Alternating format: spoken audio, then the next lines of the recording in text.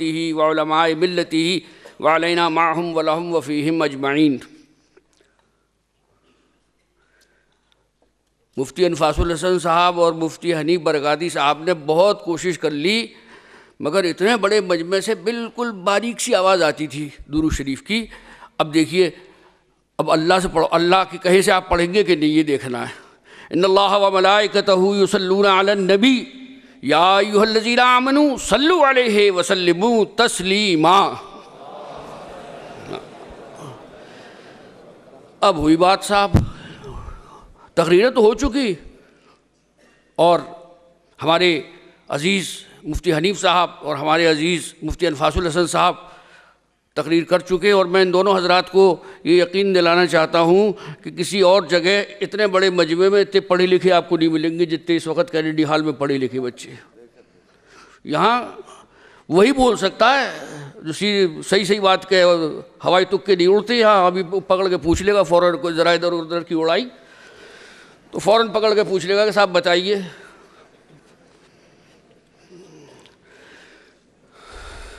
یہ 10واں عظمت رسول کانفرنس کا اجلاس جو ایم ایس او کے تحت منعقد کیا جا رہا ہے، اصل بات یہ ہے کہ دین کا معاملہ ہی، دین ملتا ہی رسول کے در سے ہے، باقی کہیں سے دین نہیں ملے گا جب تک کہ سرور کونین صلی اللہ علیہ وسلم کی بارگاہ میں حاضر نہ ہو لیے جائے۔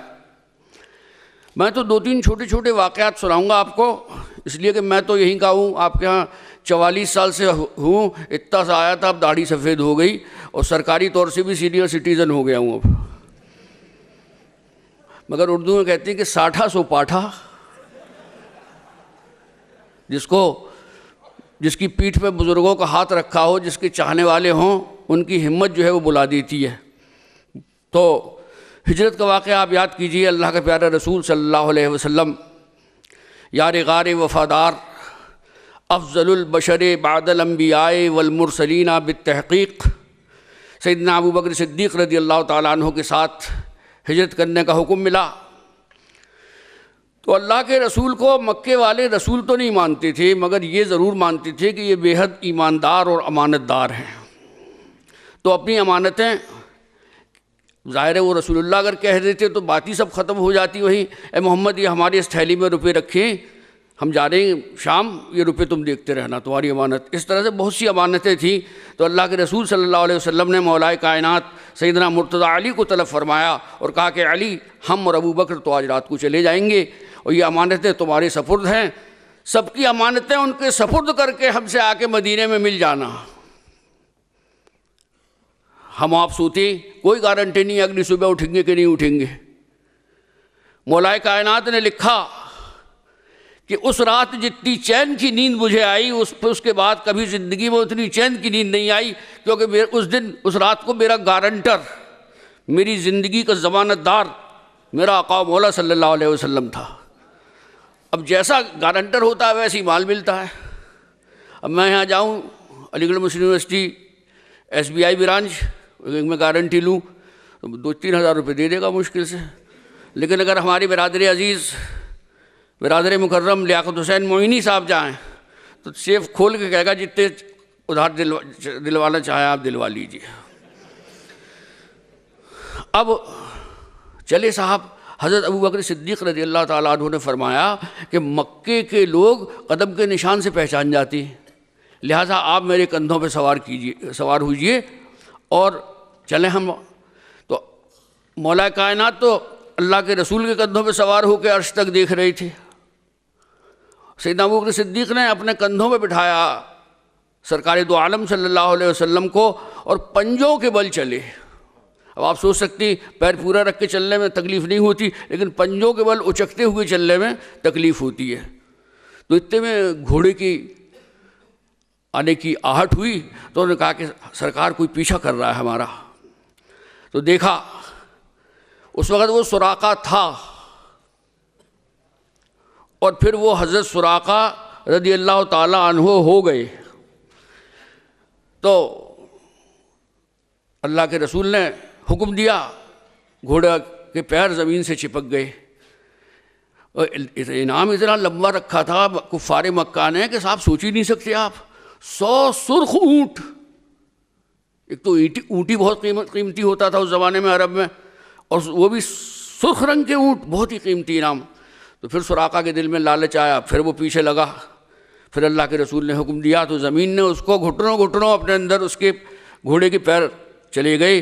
تب سراقہ سمجھا کہ اب یہ کیس نکل چکا ہاتھ سے، اب میری جان یہی بچا سکتے ہیں، باقی تو میرا کھانا خراب ہو جائے گا.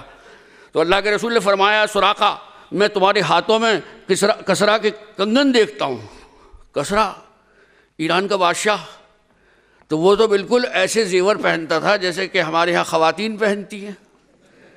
گلے میں ہار بھی پڑا ہوا ہے اور جھومر بھی لگا ہوا ہے اور نیکلس بھی پہنے ہوئے ہیں اور بڑے بڑے جھالے بھی لٹک رہے ہیں اور ہاتھ میں سونے کے کڑے بھی ہیں اور پیروں میں بھی سونے کے کڑے ہیں. جب چلتے ہیں تو چھنچھناہٹ ہوتی ہے. اب میں پوچھتا ہوں آپ سے کہ حضرت سیدنا عمر فاروق رضی اللہ تعالیٰ عنہ کے زمانے میں کسرا ایران فتح ہوا، انہوں نے آواز دی کہ حضرت سراقہ کو لایا جائے. حضرت سراقہ کو جب یہ خبر ملی کہ مجھے آج خلیفۃ المسلمین میں مسجد نبوی میں مجھے بلایا ہے تو وہ بڑے ڈرے، کیونکہ حضرت عمر وہ تھے کہ اتنی بڑی حکومت پر حاکم ہونے کے باوجود 17 پیوند لگے کرتے اور سرہانے رکھا رہتا تھا کوڑا. بعض وقت آدمی جو ہے وہ بات سے مان جاتا ہے اور جو لات والے ہوتے ہیں وہ لات سے باندھتے ہیں. تو حضرت عمر فاروق کی بارگاہ میں حاضر ہوئے، انہوں نے فرمایا اے سراقہ اپنے دونوں ہاتھ بڑھاؤ. انہوں نے ہاتھ بڑھائے، سیدنا عمر فاروق نے کسرا کے کنگن ان کے ہاتھوں میں ڈال دیے. کیا عمر فاروق کو نہیں پتا تھا کہ سونا حرام ہے مردوں کے لیے؟ آپ بتائیے، عمر فاروق سے زیادہ کون جانتا تھا؟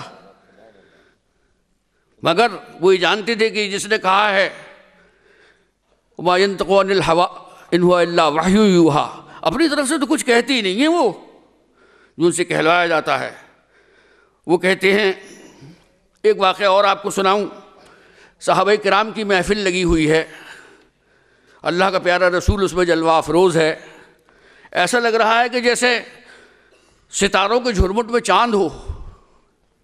لیکن یہ تشبیہ بھی کمزور لگتی ہے مجھے، اس لیے کہ آج کا چاند دیکھیں آپ، منا سا ہے، کل بھائی غائب ہو جائیں گے. 27 کو ڈوب کے پھر 29 یا 30 کو نکلتا ہے، منا سا چاند ہے. اور وہاں ان کا عالم تو یہ ہے کہ وَرَفَعْنَا لَكَ ذِكْرَكَ کا ہے سایہ تجھ پر. اے محبوب ہم نے آپ کے ذکر کو آپ کے لیے بلند کر دیا. تو مکے کا کمینہ نمبر 1 ابو جہل، مٹکتا چٹکتا، شکل بھی خوبصورت تھی، کپڑے بھی قیمتی پہنتا تھا. یہ اس کے حالات میں ہیں سب، کیونکہ رئیس مکہ میں سے اس کا شمار ہوتا تھا اور خوشبوئیں بھی خوب لگاتا تھا. آیا مٹکتا ہوا اور کہا کہ اے محمد تم جیسا بدصورت میں نے آج تک نہیں دیکھا. تو اللہ کے رسول نے فرمایا صدقتا یا ابا جہل، اے ابو جہل تو نے سچ کہا. اور اس کے بعد پھر وہ آئے جو بچپن کے دوست ہیں اور انبیاء و مرسلین کے بعد جن کا مرتبہ سب سے زیادہ ہے. ان کا یا رسول اللہ میں نے اتر دیکھا، پورب دیکھا، پچھم دیکھا، دکھن دیکھا، آپ جیسا حسین و جمیل میں نے میری نظروں نے نہیں دیکھا. تو اللہ کے رسول نے فرمایا صدقتا یا ابا بکر، اے ابو بکر تم نے سچ کہا. اب وہ جو سرکار کی بارگاہ میں بیٹھے تھے وہ سب صحابی ہوتے تھے نا، اس کے قافیے والا لفظ تو نہیں ہوتے تھے نا، 6 چوک 8 تیا 3 اٹھے 4 چھنگ 12 دونی. وہ جانتے تھے کہ یہ غیب داں نبی جو مدینہ میں بیٹھ کر عرش معلیٰ کے دروازوں کے کھلنے کی چرچراہٹ سن سکتا ہے. تو جو بات سمجھ میں نہیں آتی تھی، مولانا حنیف صاحب اور مفتی انفاس الحسن صاحب، یہ بر صغیر ہند و پاک میں ہمارا سب سے بڑا ادارہ ہے، سب سے بڑا ادارہ ہے. اور آپ کو پتہ ہے مسلمانوں کی پہلی یونیورسٹی کہاں تھی؟ وہ تھی اصحاب صفہ کا چبوترا، وہ اسٹوڈنٹ تھے اور اللہ کا رسول پروفیسر بھی تھا، ڈین بھی تھا، وائس چانسلر بھی تھا، ہر طرح کے صحابی کو ہر طرح کی چیزیں بتاتے تھے. تو وہ پہلی یونیورسٹی، اور یہ علی گڑھ یونیورسٹی، اللہ تعالیٰ اس کو صبح قیامت تک سلامت رکھے. یہ جو ہم اور آپ یہ چمکیلی شیروانیاں پہنے جھلجھل کرتی ہوئی آپ کے سامنے موجود ہیں، یہ اس یونیورسٹی کا فیضان ہے. ہم سر سید کے مذہبی عقائد کے سلسلے میں کوئی بات نہیں کرتے کیونکہ ہم مفتی نہیں ہیں. سر سید تحریک کا جو تعلیمی پہلو تھا، جو ادبی پہلو تھا، جو سیاسی پہلو تھا، جو سماجی پہلو تھا، اگر سر سید نہ ہوئے ہوتے تو ہم میں سے زیادہ تر گھاس کے پلاٹوں کے اوپر جھگڑا کرتے کہ اس پلاٹ کی گھاس تو میں کاٹوں گا. یہ سر سید کا تحریک کا یہ اثر ہے جو آج ہم اور آپ اس شاندار ہال میں بیٹھی ہوئی ہیں. تو صاحب انہوں نے پوچھا کہ یا رسول اللہ، ابھی ابو جہل تو آپ کو بدصورت ترین بتا کے گیا اور ابو بکر نے آپ کو حسین ترین بتایا، اور آپ نے دونوں کو ویریفائی کیا، تو ہم یہ نہیں سمجھ پا رہے کہ حقیقت کیا ہے.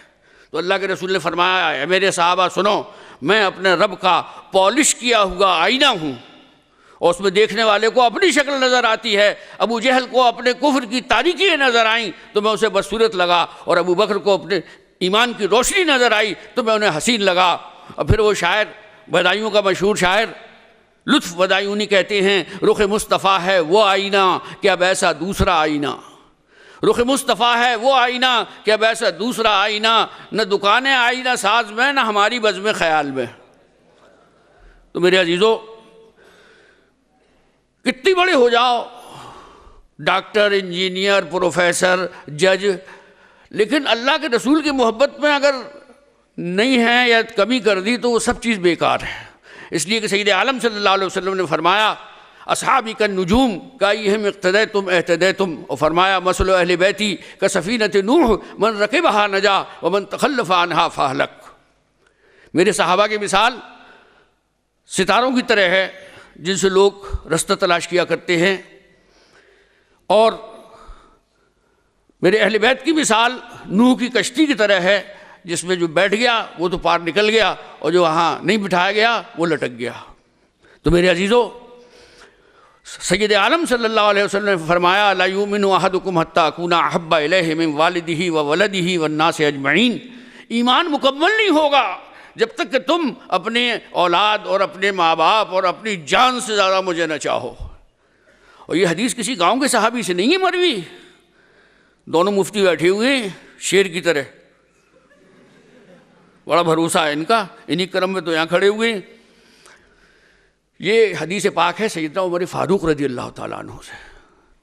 تو حضرت عمر فاروق نے عرض کیا، یا رسول اللہ، اب تک میں سب سے زیادہ آپ کو چاہتا تھا مگر اپنی جان سے زیادہ نہیں چاہتا تھا آپ کو، اب میں اعلان کرتا ہوں کہ میں آپ کو اپنی جان سے زیادہ چاہتا ہوں. تو اللہ کے رسول نے فرمایا، اے عمر، تیرے دین کی تکمیل اب ہوئی. یہ ان کا ہے معاملہ جن کو 10 کو جنت کا مجدہ دے دیا، وہ 10 جن کو جنت کا مجدہ ملا، اس مبارک جماعت پہ لاکھوں سلام. میرے گھر میں آپ رہنے کے لیے کمرہ مانگیں تو میں ہی تو دے سکتا ہوں کہ پتن خان دیں گے کمرہ. جس کی ملکیت ہوگی وہی تو جگہ دے گا. یہ وہ غیر معمولی اختیارات مصطفیٰ ہیں جن کی کوئی مثال نہیں دی جا سکتی. ایک تھے وہ ربیعہ، سرکار دو عالم صلی اللہ علیہ وسلم کے خادم خاص.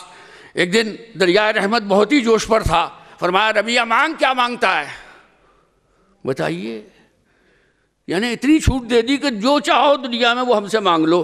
تو ربیعہ ہی بہت ہوشیار تھے. کہنے لگے، سرکار جنت میں آپ کا ساتھ چاہتا ہوں.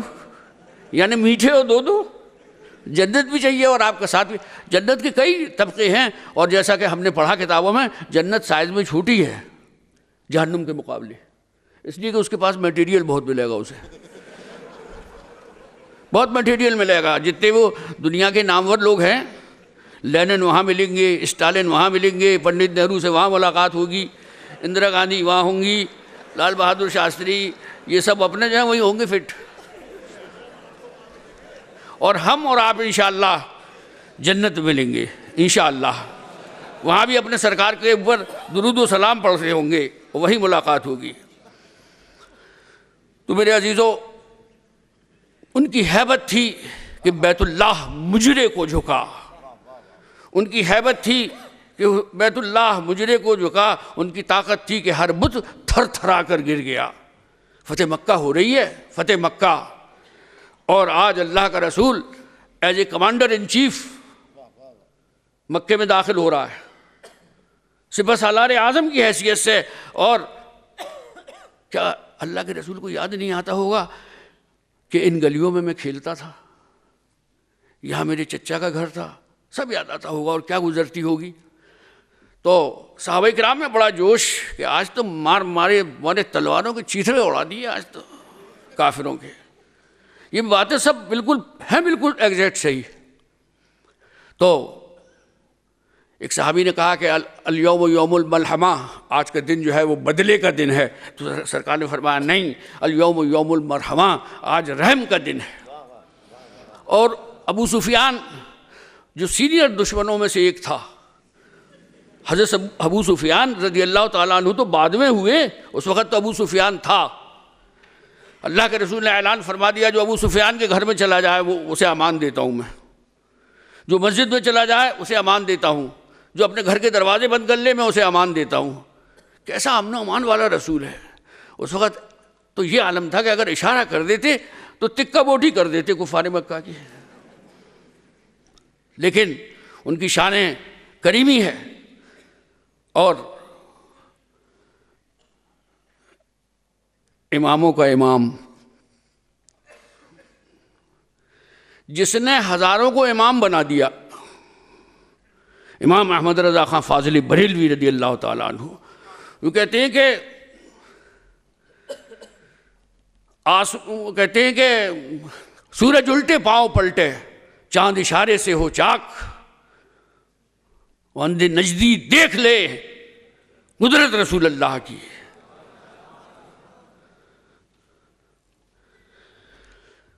اور صحابہ کرام کی اور اہل بیت اطہار کی جو ہمارے پاس روایتیں ہیں، ان سے ہمیں پتہ چلتا ہے کہ دونوں اللہ کے رسول سے بہت محبت کرتے تھے۔ اور الحمدللہ ہم لوگوں کے ایک ہاتھ میں اصحاب کرام کا دامن ہے اور دوسرے ہاتھ میں اہل بیت کا دامن ہے۔ ایک واقعہ بس اور سنا دوں، جی چاہتا ہوں 2 واقعے سنانے کو، اگر آپ لوگ انٹرسٹڈ ہو تو سناؤ، نہیں تو میں۔ ایک صاحب تھے، ایک بزرگ، ان کا نام تھا سید حسن رسول خدا نما، حضرت حسن رسول نما، دلی میں ان کا مزار تھا۔ اور وہ ایک رات میں ہی سرکار کی زیارت کرا دیا کرتے تھے۔ تو ان کی مسز نے کہا، وہ تھے 70 پلس کے، تو ان کی بیوی نے کہا کہ میاں تم ان لوگوں کو سب کو زیارت کراتے ہو، ہمیں نہیں کرائی تم نے آج تک زیارت۔ ان کا ایسا بیوی ایک شرط ہے، بیوی 70 ہیں، کہنے لگے تم دلہن والے لال لال کپڑے پہنو اور میک اپ کرو اور بیٹھ جاؤ تو تمہیں زیارت کرا دیں گے۔ بڑی بیوی نے ڈھونڈ ڈھاڑ کے کھکھاڑ کے بکسے میں سے نکالا ہوگا، ابھی اپنا 60 سال پرانا جوڑا اس کو پہنا ہوگا، یہ پہنچ گئے اپنی سسرال۔ کہنے لگے دیکھو آج تمہاری بہن کے اندازی عجیب ہو رہی ہے۔ کہ کیا ہوا بھائی صاحب؟ ارے کہ کیا ہوا، چل کے دیکھ لو آنکھوں سے۔ تو ان کے جو تھے 5-6 سالے، وہ آئے اور دیکھا، ارے کہنے لگے شرم نہیں آتی تمہیں؟ اب ان کے میاں نے کہا کہ تمہیں شرم نہیں آتی اس عمر میں یہ چوچلی؟ اب تو صاحب بڑی بی نے جو رونا اور سوکنا شروع کیا ہے اسی عالم میں سو گئیں، اور اسی رات انہیں سرور کونین صلی اللہ علیہ وسلم کی زیارت ہو گئی۔ تو لوگوں نے کہا میاں یہ کیسے؟ کہنے لگے جن کے دل ٹوٹے ہوئے ہوتے ہیں ان دلوں میں سید عالم صلی اللہ علیہ وسلم اپنی نگاہ کرم فرماتے ہیں۔ جب بڑی بی کا دل ٹوٹ گیا تو پھر انہیں ہم نے زیارت کرا دی اللہ کے حبیب صلی اللہ علیہ وسلم کی۔ تو صاحب باتیں تو بہت ہیں، اور وقت ظاہر ہے کہ وقت کی وہ لمیٹیشنز ہوتی ہیں۔ یہ گاؤں کا تو معاملہ ہے نہیں کہ وہ کہتے ہیں کہ ساری رات جلسہ چلتا، اللہ کی قسم ساری رات۔ میں نے کہا یار سونے کی ہو رہی ہے کہ نہیں؟ ارے کہ میاں جلسہ ختم کریں گے تو ابھی یہی سو جائیں گے یہ لوگ، تب تک انہیں اللہ رسول ہی سناتے رہو۔ تو ان کا ثواب بڑھانے کے لیے ہوائے عذاب میں ڈال دیتی ہے۔ لیکن ہم سب لوگ جو ہیں ماشاءاللہ پڑھنے والے ہیں یا پڑھانے والے کاروباری ہیں، تو ایک وقت چاہیے سونے کے لیے۔ جب اولمپک ختم ہونے پہ ہوتا ہے تو سب کھلاڑی نکلتے ہیں اور پھر وہ بتاتے ہیں کہ اگلے 4 سال بعد ہم کہاں ملیں گے۔ دیکھا ہوگا آپ نے، سنا ہوگا۔ تو اب میں اعلان کرتا ہوں کہ ہم انشاءاللہ 4 سال بعد نہیں، اگلے سال ہی پھر اسی جگہ ملیں گے آپ سب سے۔ میں اپنے علماء کرام کا اور اپنے بزرگوں کا، ساتھیوں کا، دوستوں کا، نوجوانوں کا دل سے شکر گزار ہوں کہ انہوں نے اتنی دیر تک مجھے کہنے کا موقع دیا۔ استغفر اللہ ربی من کل ذنب واتوب الیہ، لا الہ الا اللہ محمد رسول اللہ، اشہد ان لا الہ الا اللہ وحدہ لا شریک لہ واشہد ان سیدنا و مولانا محمدا عبدہ ورسولہ۔ السلام علیکم۔